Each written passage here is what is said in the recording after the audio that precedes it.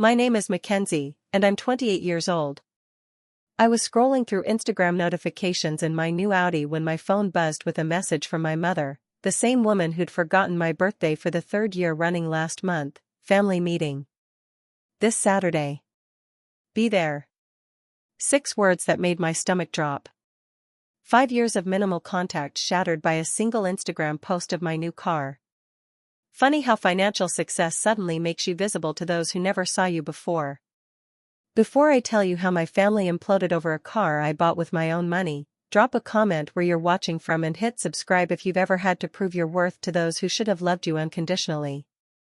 I grew up in Lexington, a middle-class suburb about 20 minutes outside of Boston. Our house was a modest colonial with blue shutters on a tree-lined street. The kind of place where kids rode bikes until streetlights came on and parents hosted neighborhood barbecues. From the outside, we looked like the perfect American family. Dad worked as a regional manager at an insurance company.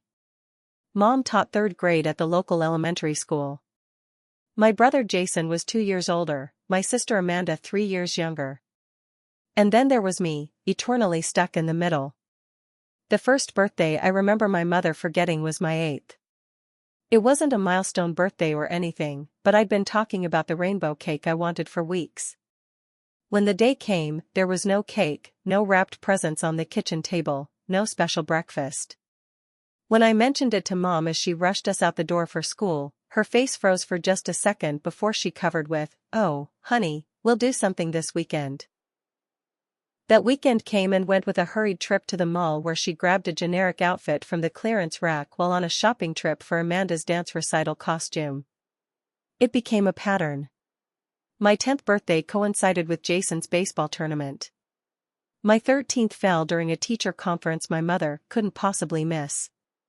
My 16th, when most girls in my school got cars or sweet 16 parties, passed with a mumbled "happy birthday" and a $20 bill slipped across the breakfast table. My mother had forgotten to buy a card. What made it worse was watching how different things were for my siblings. Jason's birthdays featured backyard parties with his entire baseball team, elaborate cakes shaped like sports equipment, and gifts that matched his carefully maintained wish list. Amanda's celebrations were princess-themed extravaganzas, complete with hired entertainers and custom-decorated cakes. Their milestones were meticulously photographed, their achievements prominently displayed.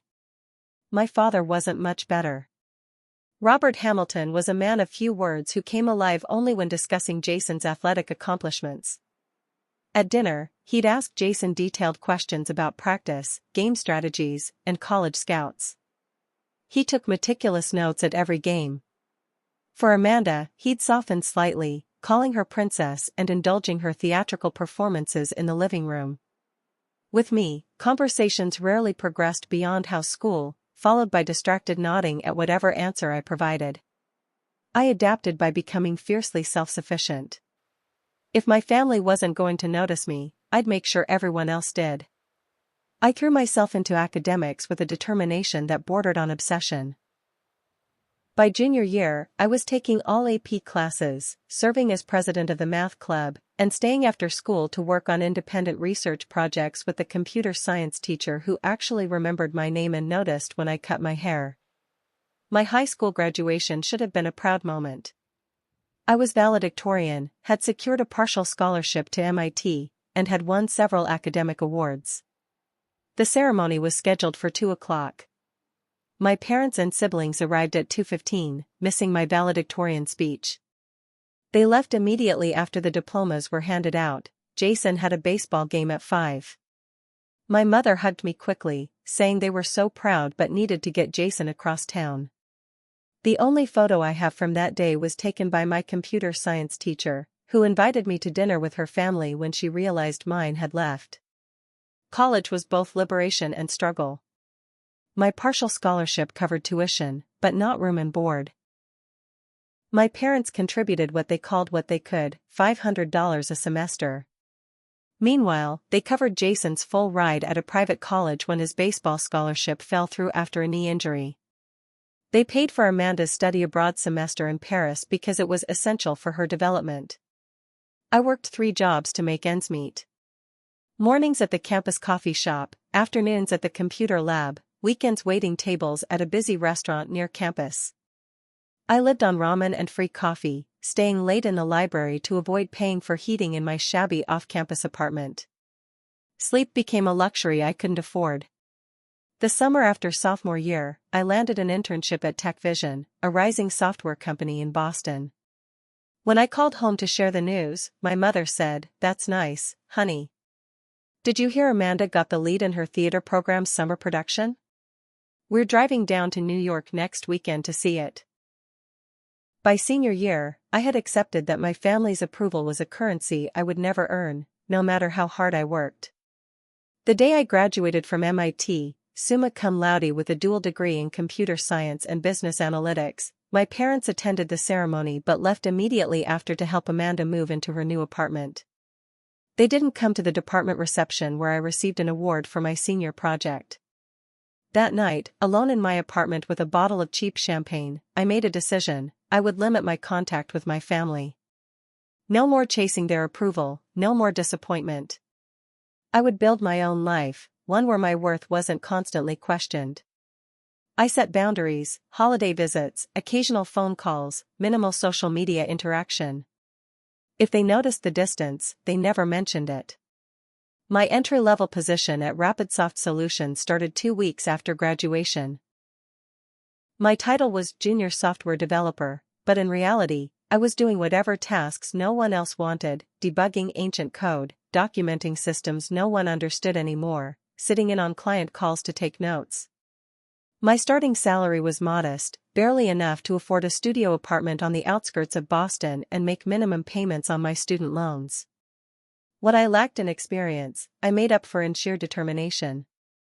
While my colleagues left at 5, I stayed until 8 or 9, learning the company's systems, studying their client base, identifying inefficiencies.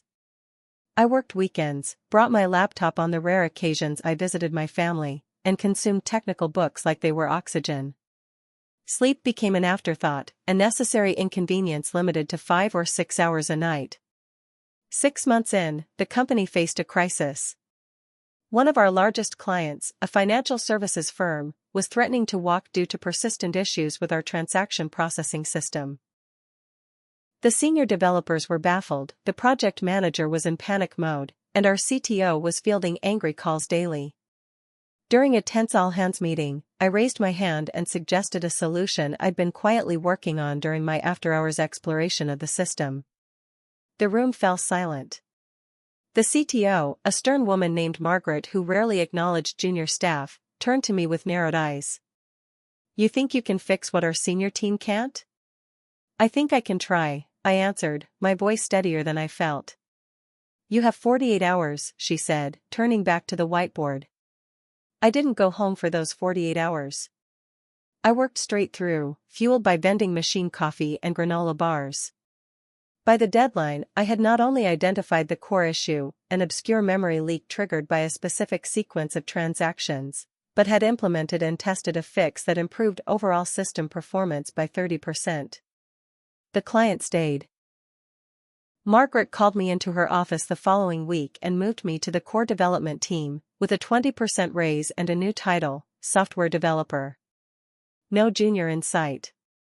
That was the beginning of my rapid ascent. Over the next 3 years, I built a reputation as a problem solver, the developer who could tackle the impossible puzzles. I was promoted to senior developer after 18 months, then technical team lead a year later. My salary tripled. I moved from my cramped studio to a 1-bedroom in a better neighborhood, then to a spacious 2-bedroom with a view of the Charles River. During this time, director Jessica Parker became my unofficial mentor. Unlike Margaret, who respected my technical abilities but kept relationships professional, Jessica took a personal interest in my development. She invited me to industry events, introduced me to her network, and included me in strategic discussions I wouldn't normally have access to at my level. "You remind me of myself at your age," she told me during one of our monthly coffee meetings. "Brilliant, driven, and completely unaware of your own worth." Under Jessica's guidance, I began to develop skills beyond coding: strategic thinking, personnel management, client communication. When she suggested I lead the pitch for a new enterprise client, I spent weeks preparing, rehearsing my presentation until I could deliver it in my sleep. We won the contract, a seven-figure deal that made the company newsletter and earned me a substantial bonus. But my real breakthrough came during my fourth year. While reviewing our core processing engine for potential optimizations, I identified a fundamental flaw in how we handled concurrent operations. Our approach, industry standard though it was, created invisible bottlenecks that limited scalability. Over 3 months of nights and weekends, I developed an alternative algorithm that redesigned the entire approach. When I presented my findings to the executive team, the room was initially skeptical. My approach contradicted accepted wisdom in the field. But the numbers couldn't be argued with. My prototype showed performance improvements of over 300% in high-load scenarios. If this works in production, it changes everything, our CEO said. Not just for us, but potentially for the industry. It did work. We implemented my algorithm across our platform, and the results exceeded even my projections. Client systems ran faster, could handle more users, and required less server capacity. Our largest clients saw immediate cost savings in their infrastructure. New clients, attracted by performance metrics that dwarfed our competitors, signed on at a rate the sales team couldn't keep up with. Jessica helped me negotiate a new contract that included profit sharing for my innovation. 6 months after implementation, my bonus check had 6 figures. Enough to pay off my remaining student loans, with plenty left over. I was promoted to Director of Technical Innovation, a new position created specifically for me, with a team of developers under my leadership. With my new financial reality came small luxuries I'd never allowed myself before. I moved to a modern condo in downtown Boston with floor-to-ceiling windows and a rooftop pool. I replaced my threadbare wardrobe with quality pieces that made me feel confident in executive meetings. I took my first real vacation, a solo trip to Japan that I'd dreamed about since childhood. Through all of this, my contact with my family remained minimal. Obligatory calls on holidays. Generic birthday texts, when I remembered their birthdays, a petty revenge I'm not proud of. I'd see occasional social media updates, Jason working at our father's insurance company, Amanda getting engaged to her college boyfriend, my parents remodeling their kitchen. I sent appropriate congratulations, Christmas gifts selected by my assistant, and made excuses to miss most family gatherings. They didn't seem to notice my absence much, nor did they show any real interest in my professional achievements. When I mentioned my promotion to director during a rare phone call, my mother's response was, "That's nice, dear. Did I tell you Amanda's fiancé bought her the most beautiful ring? Princess cut, just like she always wanted." After 5 years of 80-hour weeks, algorithm breakthroughs, and carefully building my professional reputation, I decided it was time for one significant personal indulgence. My 10-year-old Honda Civic, which had faithfully carried me through college and the early years of my career, was showing its age. I'd been taking the T most days anyway, but with my new position requiring visits to clients and partners across the region, I needed reliable transportation. I could have bought another practical car, something with good gas mileage and a reasonable price tag. That would have been the sensible choice, the choice the old Mackenzie would have made. But standing in the Audi dealership, looking at the sleek A5 with its leather interior and cutting-edge technology package, I made a different choice. This car, with its $55,000 price tag, represented something I'd never had, undeniable proof of my success, visible evidence that I was worth something. The day I drove it off the lot was the day everything changed. The Audi dealership in downtown Boston had a delivery area designed for precisely this moment, the dramatic reveal when a customer first sees their new car. Floor-to-ceiling windows let in natural light that gleamed off freshly polished surfaces. My sales representative, a well-dressed man named Thomas, had positioned the A5 in the center of the room, its metallic blue paint catching the afternoon sun. "Ms. Hamilton," he said with practiced enthusiasm, "your new Audi A5 Sportback, exactly as specified." I circled the vehicle slowly, taking in every detail. The aggressive front grille, the sweeping roofline, the 19-inch alloy wheels. It looked nothing like the practical, anonymous vehicles I'd driven before. This car made a statement. Inside, the leather seats embraced me like I belonged there. The dashboard lit up with a customizable digital display. The faint scent of leather and that indefinable new car smell filled my senses. When I pressed the start button and the engine hummed to life, I felt a surge of emotion I hadn't expected, pride mixed with vindication. This wasn't just transportation. This was tangible proof of how far I'd come from the forgotten middle child, the perpetual afterthought, the girl who worked 3 jobs to put herself through college while her siblings received parental support. I had done this entirely on my own. Before pulling out of the dealership, I did something uncharacteristically impulsive. I took a photo of myself in the driver's seat, another of the car's exterior, and posted them to Instagram with the caption, "Finally treating myself after years of hard work. #new beginnings, #Audi, #worth it." I rarely posted personal content on social media. My feed was mostly professional, conference attendance, company events, the occasional industry article I'd written. This departure from my usual content felt bold, almost rebellious. As I navigated my new car through Boston traffic toward my condo, my phone began buzzing with notifications. Colleagues, congratulations. Well deserved. College friends, look at you killing it. Industry connections, success looks good on you. The validation was intoxicating. For once, my achievement was visible, undeniable. I parked in my reserved spot in the condo garage, feeling a satisfaction I rarely allowed myself. It wasn't until later that evening, relaxing on my balcony with a glass of wine, that I noticed another category of interactions on my post. Family members had suddenly taken an interest in my life. My cousin Brittany, "OMG, is that a new Audi?" My Aunt Susan, "Looks expensive. You must be doing well for yourself." My Uncle Dave, "Nice ride. What are they paying you these days?" Then came the direct messages. My brother Jason, "Since when can you afford an Audi? Dad says those run like $60,000. My sister Amanda followed shortly after, "Hey stranger. Love the new car. Did you come into money or something? Inheritance from grandma we didn't know about? LOL." I didn't respond to either message, but a knot formed in my stomach.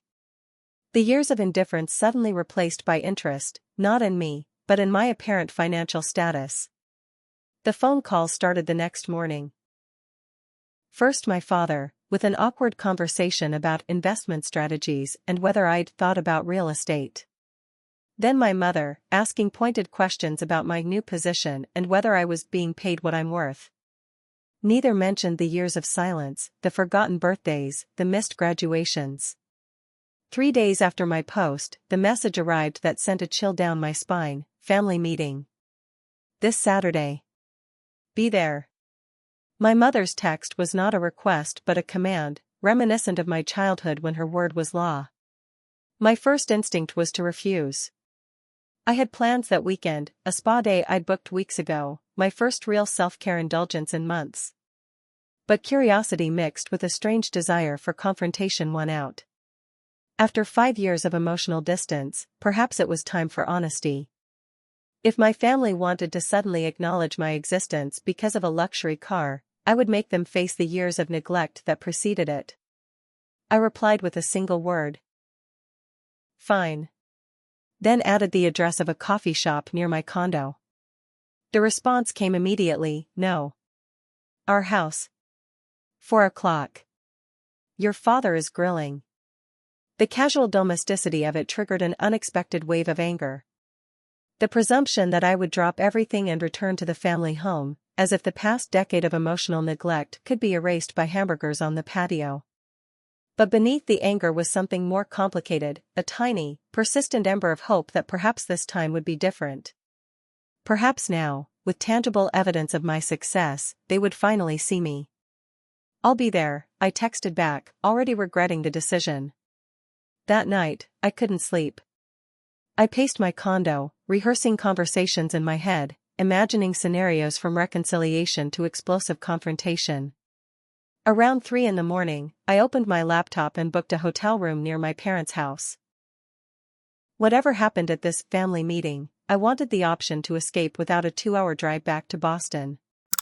As dawn broke over the city, I stood at my window looking out at the skyline I'd worked so hard to afford living within, and made myself a promise: this would be the last time I allowed my family to make me feel invisible.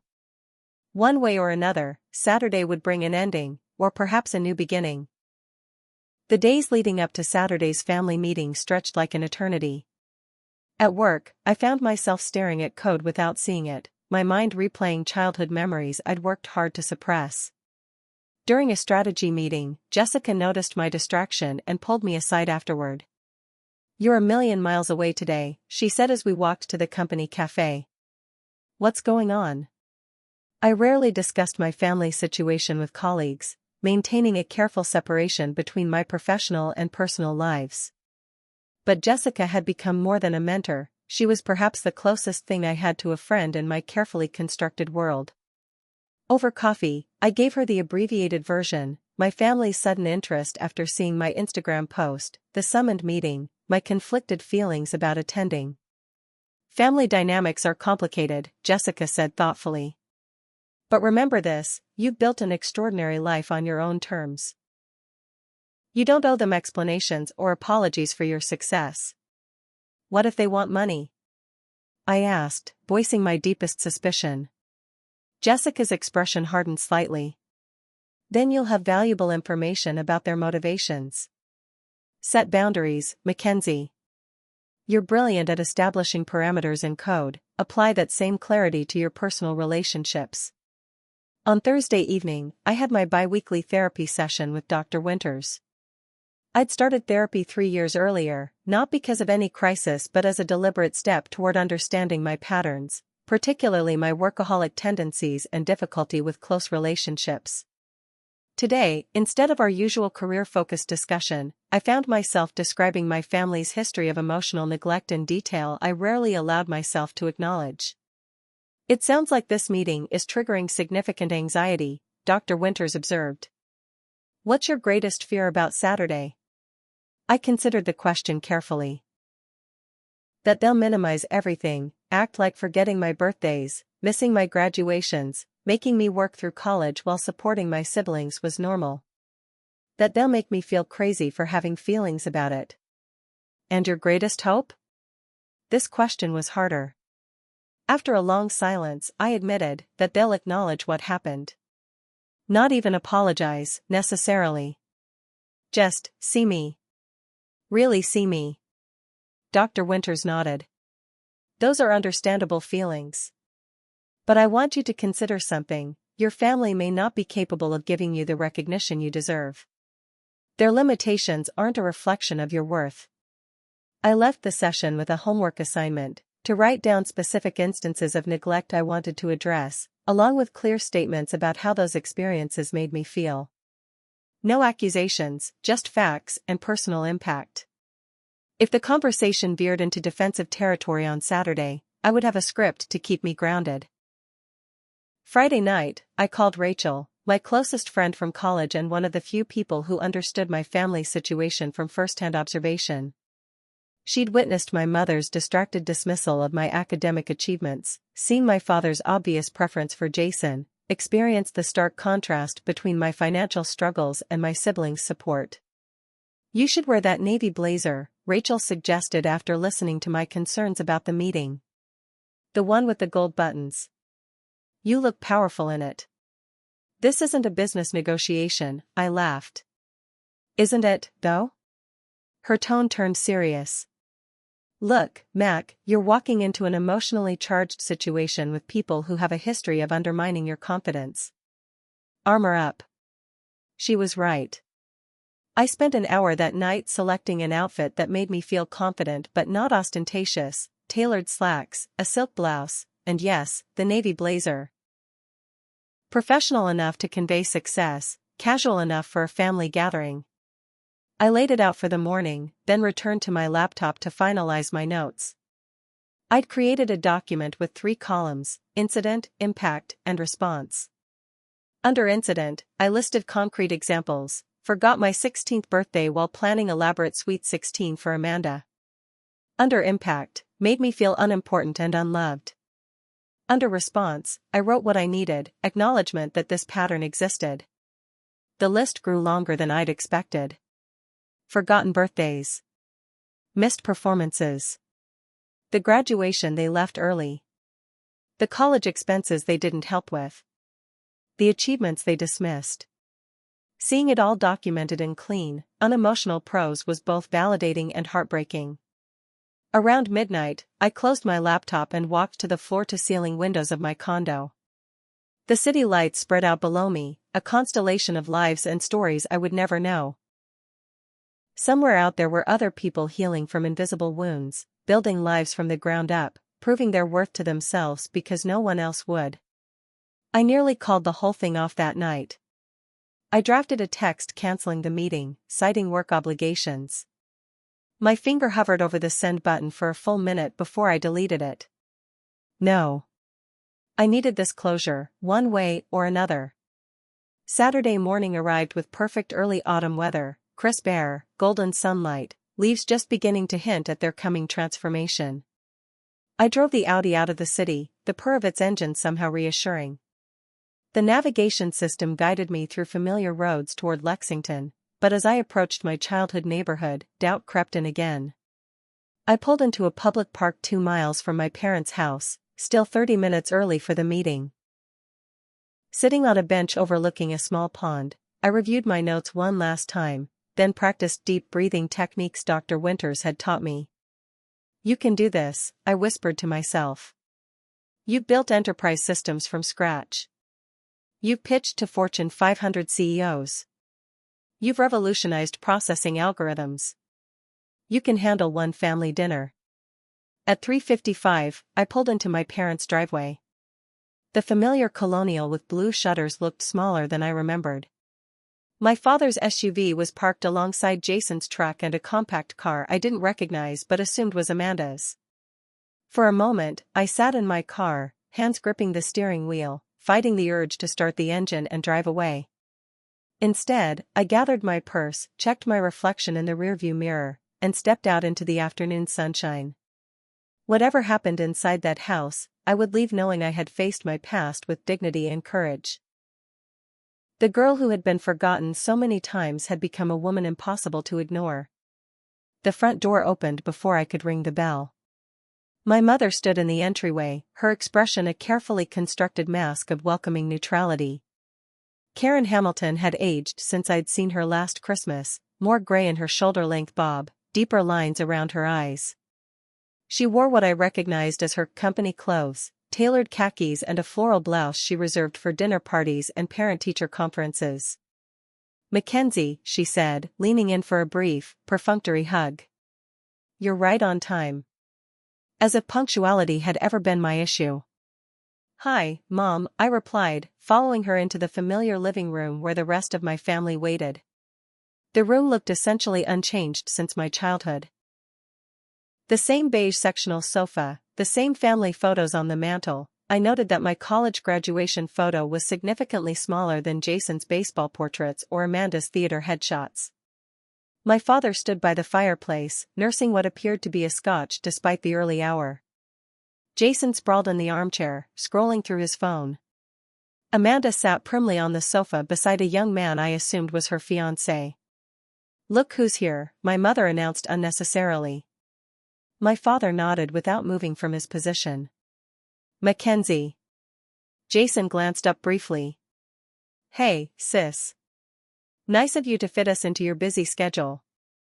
Amanda rose to hug me, her enthusiasm feeling somewhat performative. "Mac. It's been ages. This is Trevor, my fiancé." Trevor stood and offered a firm handshake. "Nice to meet you. I've heard a lot about you." I doubted that very much, unless Amanda had suddenly developed an interest in my life that had never previously existed. "Can I get you something to drink?" my mother asked, already moving toward the kitchen. "Water? Iced tea?" "Water is fine," I replied, taking a seat on the far end of the sectional, maintaining maximum distance from the rest of my family. An awkward silence settled over the room.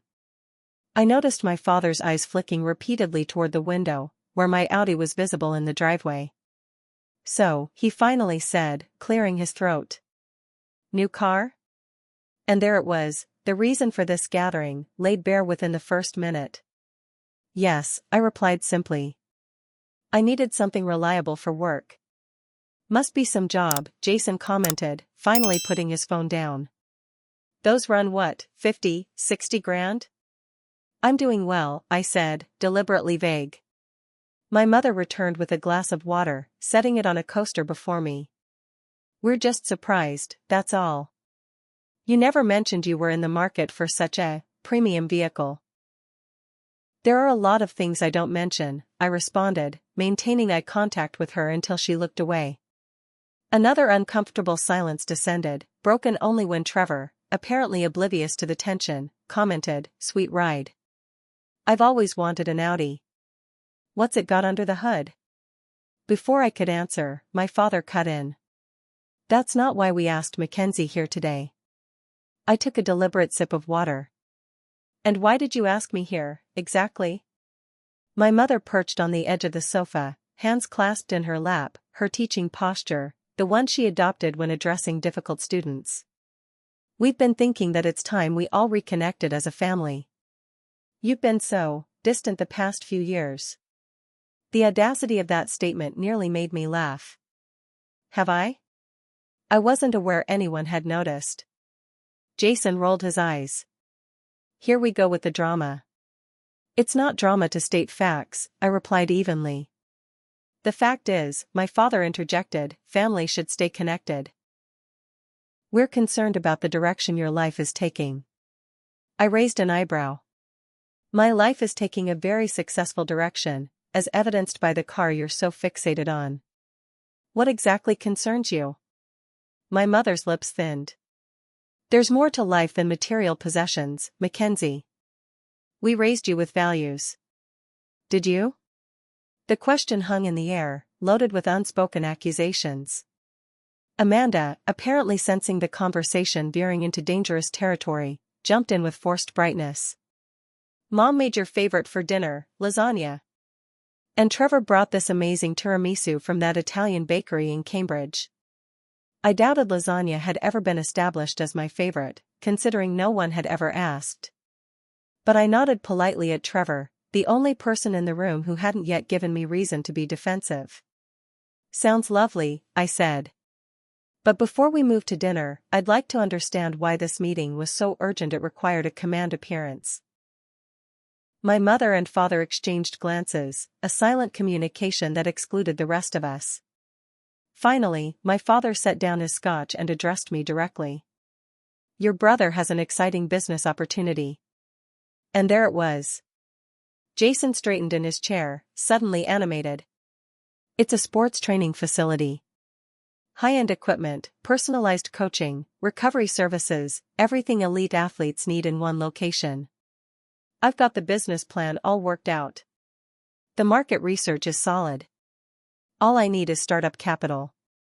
The pieces clicked into place with depressing predictability. "And you thought, since I can afford an Audi, I should invest in your gym," I stated flatly. "Not just a gym," Jason corrected, leaning forward earnestly. "A comprehensive athletic development center. And not just invest, be a partner." "A silent partner," he added quickly. "I'd handle all the day-to-day operations." "How much are you looking for?" I asked, curious just how expensive this family meeting would turn out to be. 200,000, my father answered before Jason could speak. "For a 49% stake." I nearly choked on my water. $200,000? For a minority stake in a business with no track record, in an industry Jason has no experience in? "I was an athlete my whole life," Jason protested. "I know what athletes need." Knowing what they need and running a profitable business providing it are entirely different skill sets, I pointed out. "This is a solid opportunity," my father insisted. "Your brother has vision. What he needs is support." "Financial support," I clarified. "From me specifically." My mother reached across the sofa toward me, though not quite close enough to touch. "Family helps family, Mackenzie. When one of us succeeds, we all succeed. Interesting perspective, I said, setting down my water glass carefully. Was that the family philosophy when I was working 3 jobs to put myself through MIT while you fully funded Jason's education after his scholarship fell through? The room went silent. Amanda studied her engagement ring intently. Trevor looked increasingly uncomfortable. That was different, my father said stiffly. Jason had his injury. He needed support during a difficult time. And I didn't? When was my need for support ever acknowledged, let alone met? My mother's expression hardened slightly. You were always so independent, Mackenzie. So self-sufficient. You never seemed to need anything from us.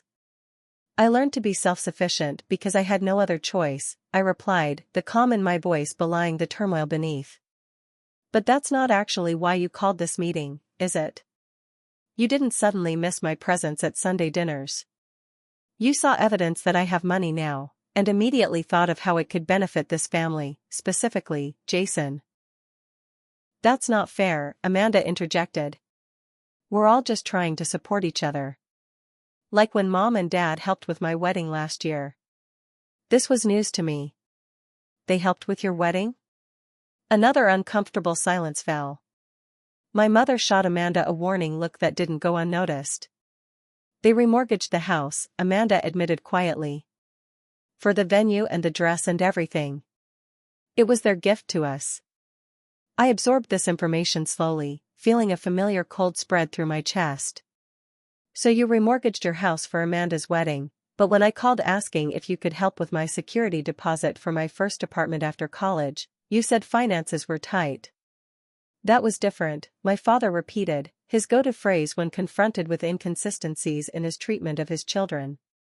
Yes, I agreed, surprising him. It was different. Everything has always been different when it comes to me versus Jason and Amanda. And now that I built something for myself, completely on my own, suddenly I'm interesting to you all again. Not as a daughter or a sister, but as a bank. The facade of family unity cracked completely. Jason's expression darkened with anger, Amanda looked tearfully at the floor, and my parents' faces hardened into defensive masks I recognized from every childhood attempt to discuss their unequal treatment. If that's how you feel about your family, my father said coldly, perhaps this meeting was a mistake. The mistake, I replied, standing up, was thinking that an Audi would finally make me visible to you all. But now I see that I'm only visible as a resource to be tapped, not as a person to be loved. As I reached for my purse, preparing to leave, my mother's voice stopped me. Sit down, Mackenzie. We're not finished. Something in her tone, the same authoritative voice that had commanded my childhood, made me hesitate. Against my better judgment, I slowly lowered myself back onto the sofa. We need to clear the air, she continued, her teacher voice firmly in place. Since you seem determined to dredge up ancient history instead of focusing on the future of this family. And so began the real family meeting, one that would strip away decades of pretense and reveal the painful truth at the heart of our dysfunctional dynamic. The tension in the living room had thickened to something almost tangible. Trevor, clearly sensing he'd walked into a family minefield, murmured something about checking on the tiramisu and escaped to the kitchen. The rest of us remained locked in our positions, my parents standing united near the fireplace, Jason slouched defensively in his armchair, Amanda perched anxiously on the edge of the sofa, and me, isolated on the far end of the sectional. I reached into my purse and withdrew the small notebook where I'd organized my thoughts. My hand was steady as I opened it to the first page, a calm that belied the storm brewing inside me. Since we're clearing the air, I said evenly, I'd like to ask about some patterns I've noticed throughout my life. My mother's expression tightened. This isn't a courtroom, Mackenzie. No, I agreed. In a courtroom, everyone gets equal representation. May I continue? My father gestured impatiently. Say what you need to say so we can move past this. I consulted my first note. My 16th birthday. Jason got a car. Amanda got a professional photo shoot and a sweet 16 party with 50 guests. I got a $20 bill across the breakfast table and an apology that you were too busy with Jason's baseball tournament to do anything special. Do you remember that? My mother's brow furrowed. That was years ago, Mackenzie. And you were always so independent. That's the second time you've used that word, I interrupted. Independent. As if my self-sufficiency justified neglect. You weren't neglected, my father scoffed. You had food, shelter, clothing. I'm not talking about physical neglect, I clarified. I'm talking about emotional neglect. The systematic pattern of ignoring my achievements, forgetting important milestones, and providing substantially less support than you gave Jason and Amanda. Jason threw up his hands. Here we go with the professional victim routine. You know what your problem is, Mac? You've always had this massive chip on your shoulder. Always keeping score, always convinced everyone's out to slight you. I don't think everyone is out to slight me, I replied calmly. Just the people in this room. And I'm not keeping score, I'm identifying a pattern. I turned to a new page in my notebook. My college graduation from MIT. Summa cum laude, dual degree. You left immediately after the ceremony, before the department reception where I received an award for my senior project.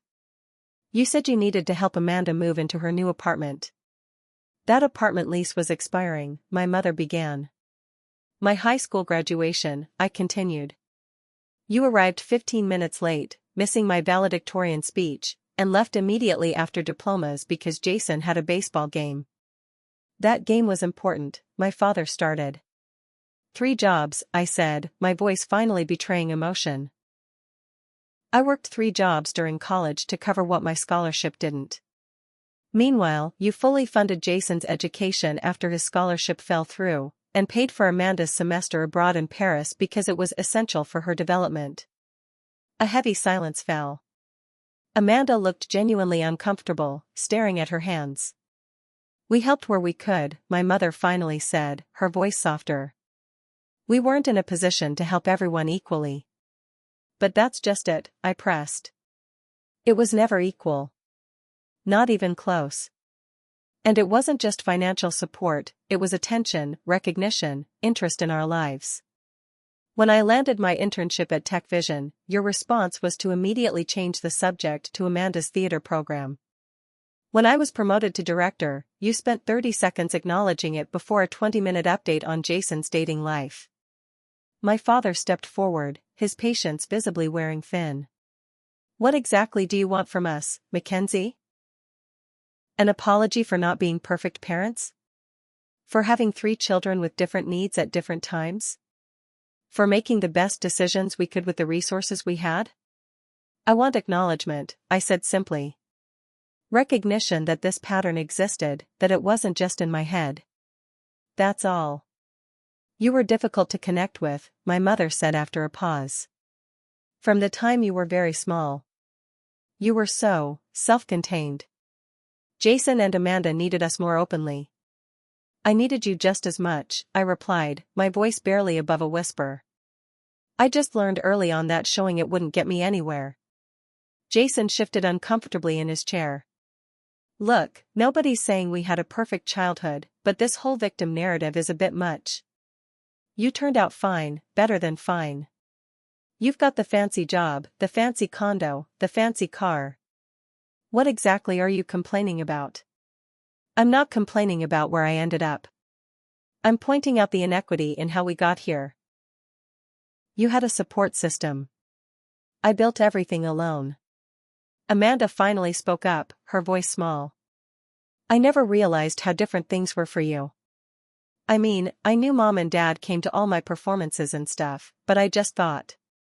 I don't know what I thought. It doesn't matter now, my father declared, clearly attempting to regain control of the conversation. We're talking about the present and the future. Jason has a business opportunity that could secure his future, and as a family. As a family, I interrupted, you thought that after decades of treating me as an afterthought, you could summon me here and ask for $200,000? It's not like that, my mother insisted. We're proud of your success. We want to be closer. This business venture could be something we all participate in, a way to rebuild those connections. Through my checkbook, I clarified. Through mutual support, she countered. Financial from you now, but emotional from us moving forward. The transactional nature of the offer hung in the air, breathtaking in its audacity. When was the last time you remembered my birthday? I asked quietly. My mother blinked, caught off guard by the question. What? My birthday. When was the last time you remembered it without a Facebook reminder? She opened her mouth, then closed it again. My father looked uncomfortable. Jason rolled his eyes. It was last month, I continued. September 15th. No call. No text. No card. For the third year running. We've been busy with Amanda's wedding planning, my mother began. The wedding that's still 8 months away? The one you remortgaged your house for? That's your excuse for forgetting your daughter exists? That's enough. My father's voice rose sharply. This passive-aggressive routine stops now. We didn't call this meeting to be attacked for ancient history. It's not ancient history when the pattern continues to this day, I replied, closing my notebook and returning it to my purse. But you're right about one thing, we should focus on the present.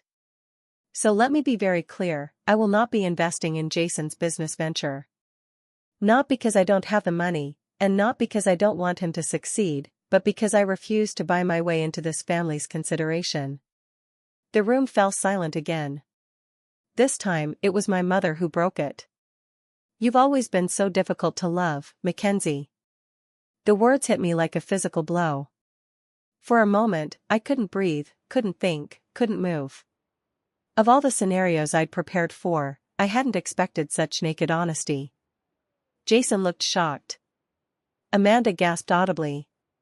Even my father seemed taken aback by the baldness of the statement. Karen, he started, but she cut him off. No, it needs to be said. We've tiptoed around it for years.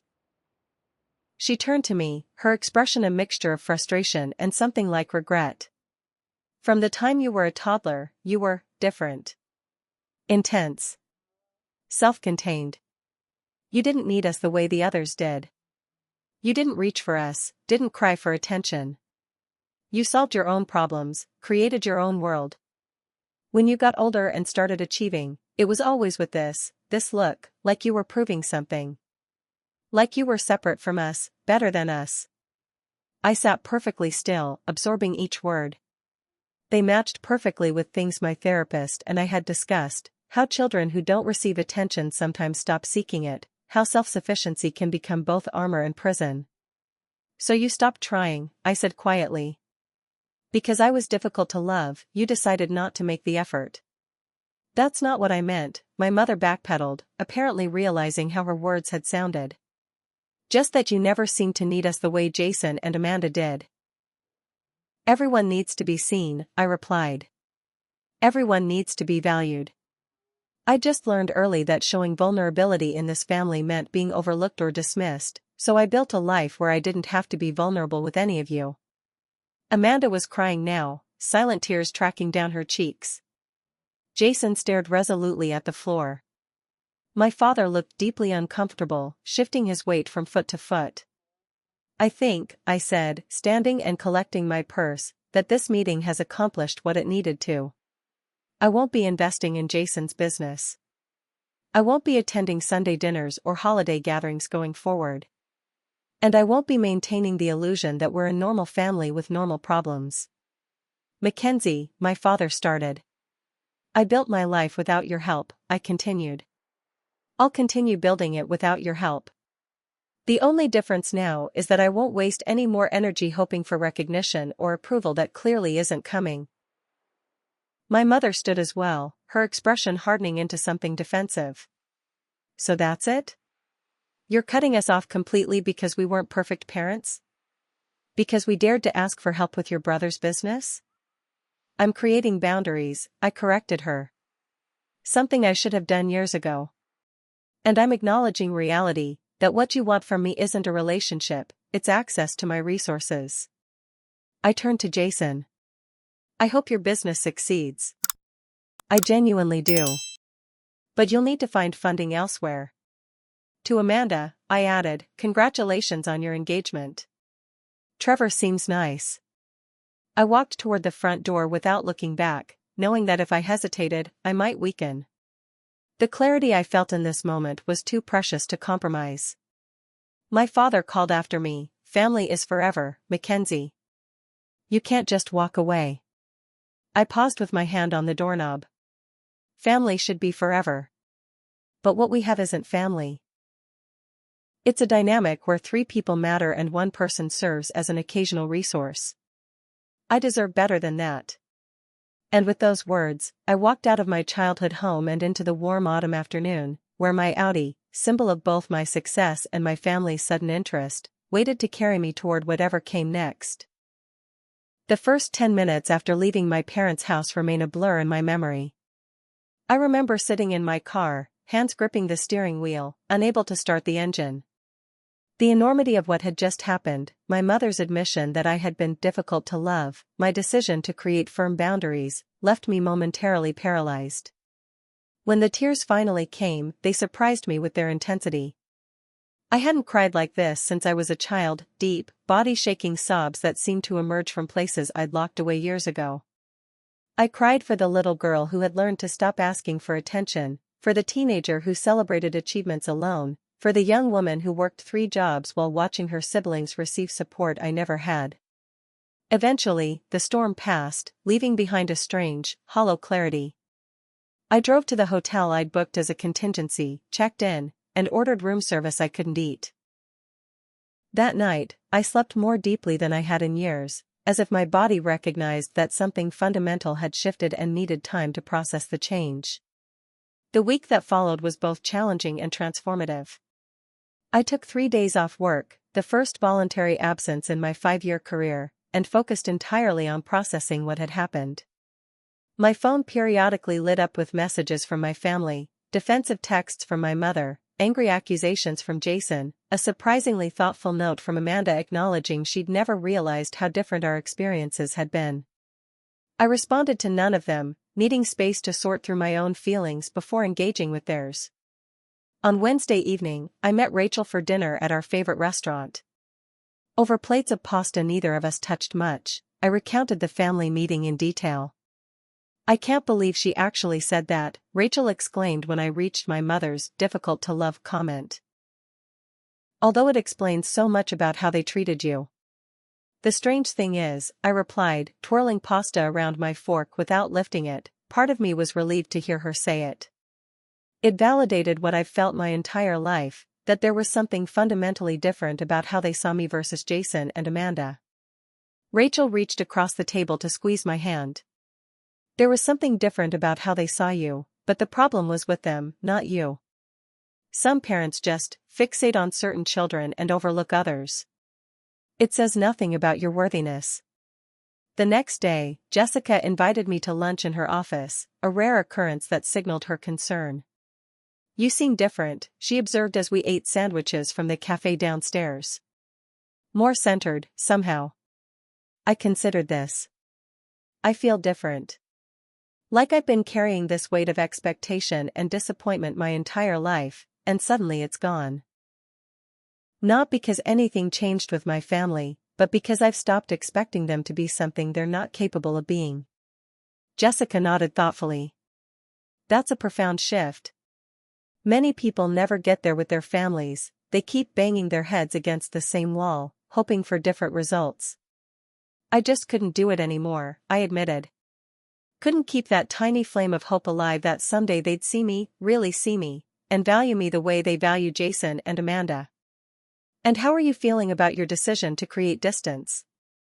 I thought about this carefully. Sad. Relieved. Free. All of it simultaneously. On Friday, my phone buzzed with an unexpected text from Amanda. Can we talk? Just the 2 of us. I'd been thinking a lot about what you said. After deliberation, I agreed to meet her for coffee the following week. Unlike my parents and Jason, Amanda had shown at least some recognition of the dynamic I'd described. Perhaps there was something salvageable there, even if it would never be the close sister relationship I'd once yearned for. My therapy session with Dr. Winters that weekend was particularly intense. We spent the full hour unpacking my mother's comment about me being difficult to love and how it had shaped my understanding of myself from childhood onward. Children are remarkably adaptive, Dr. Winters noted. When they don't receive the attention or validation they need, they often develop strategies to protect themselves.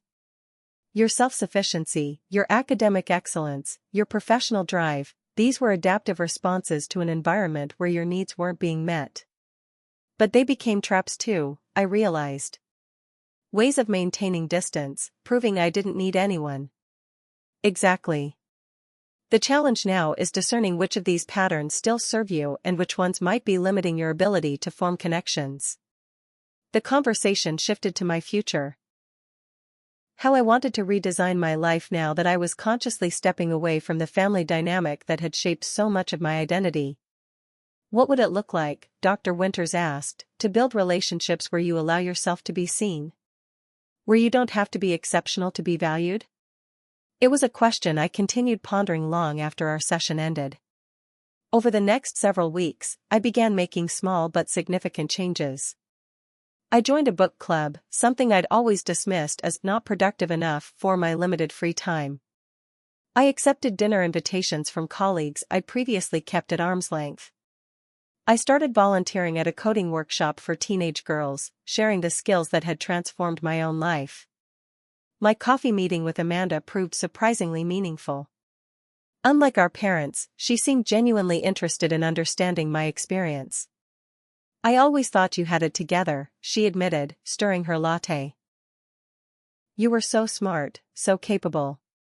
I never realized you were struggling too, just in different ways. I got good at hiding it, I replied. At some point, it became easier to handle everything myself than to ask for help that probably wouldn't come. We didn't solve decades of family dynamics in one coffee meeting, but we established a tentative new connection, one based on adult recognition rather than childhood roles. We agreed to meet monthly, separate from family gatherings I wouldn't be attending. As for my parents and Jason, I maintained my distance.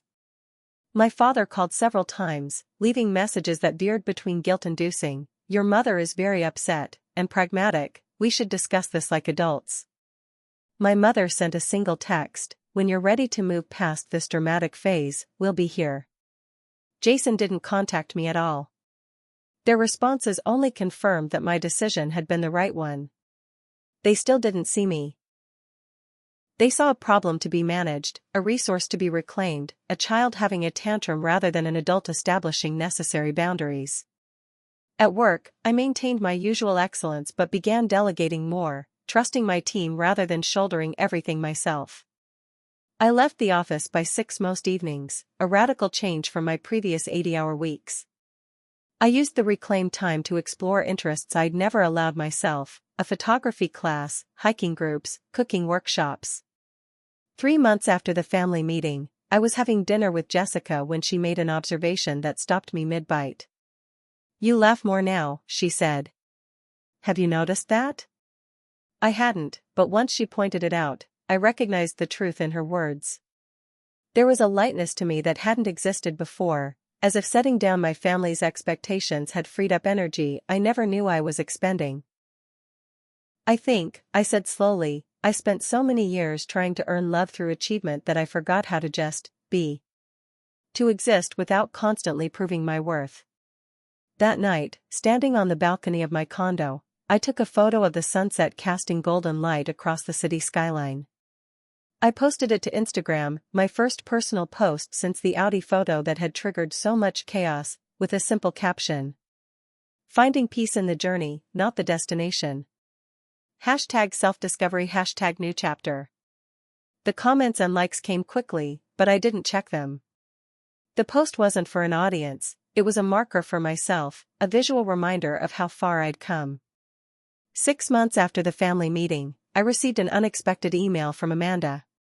She'd attached a photo of us as children, me around 7, her about 4, building a sandcastle at the beach. I had my arm around her shoulders, both of us grinning wildly at the camera. Found this while helping mom organize old photos, her message read. I have no memory of this day, but it made me think of you. I like the person I'm getting to know now, but I wish I'd known this version of us too. The photo brought tears to my eyes, evidence that there had been moments of connection in our childhood, even if they'd been overshadowed by the larger patterns of our family dynamic. A year after the meeting, I still hadn't returned to my parents' house or attended any family gatherings. My relationship with Amanda had developed into something genuine, if not close in the traditional sense. We met monthly for coffee or lunch, carefully avoiding the role of messenger between me and the rest of the family. My mother had sent a birthday card that year, on time, with a generic message about hoping we can put the past behind us. I'd sent a polite thank you text but maintained my boundaries. Jason had reached out once, asking if I'd reconsider investing in his business, which I declined without rancor. The Audi that had inadvertently catalyzed so much change remained in my garage, but its significance had faded. It was just a car now, a nice one, certainly, but no longer a symbol of achievement or validation. My sense of worth had slowly, painfully detached from external markers of success. In therapy, I'd begun exploring deeper questions about identity and connection. Who was I beyond my career achievements? What did I want from relationships now that I'd stopped using them as mirrors for my own value? How could I maintain healthy boundaries while still allowing myself to be vulnerable with the right people? There were no easy answers, but the questions themselves felt like progress. On a crisp fall evening, almost exactly a year after the family meeting, I sat on my balcony with a glass of wine and my laptop. I'd been journaling regularly, another new habit, and found myself writing a letter I never intended to send. Dear Mom and Dad, I don't hate you. I understand now that you gave what you could with the emotional tools you had. The problem wasn't that I was difficult to love, it was that you had a limited capacity for seeing and accepting children who didn't fit your expectations. I've spent a year grieving the family I wished we could be, while accepting the family we actually are. I've stopped expecting you to fill holes you don't have the equipment to fill. I've built a life rich with people who see me clearly and value me completely. I don't know what our relationship will look like going forward. I'm open to connection that respects who I am now, not who you wish I would be. But I no longer need your approval to feel complete. That little girl who worked so hard to be seen is at peace now. She knows her worth isn't measured by your recognition, but by her own self-acceptance and the genuine connections she's built with people who value her exactly as she is. I never sent the letter, but writing it was its own form of closure. As I watched the city lights flicker to life below me, I felt a profound sense of gratitude, not for what I'd lost, but for what I'd found in the aftermath of loss. A stronger sense of self. Deeper, more authentic relationships. The freedom to define success on my own terms. The journey wasn't over, of course. Healing rarely follows a neat, linear path. There would still be moments of grief, anger, and longing. Family wounds cut deep and heal slowly. But for the first time in my life, I was moving forward unburdened by the weight of seeking approval I would never receive.